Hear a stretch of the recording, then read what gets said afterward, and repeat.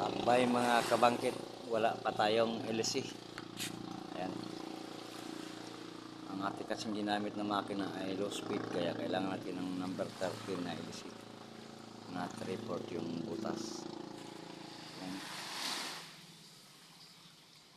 Mga bangka nakagarahe.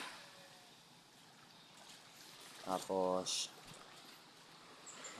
habang nakatambay, gumagawa din ako ng abog siya para sa ating pangalawang rolyo na yan. Ito yung unang rolyo, tapos na,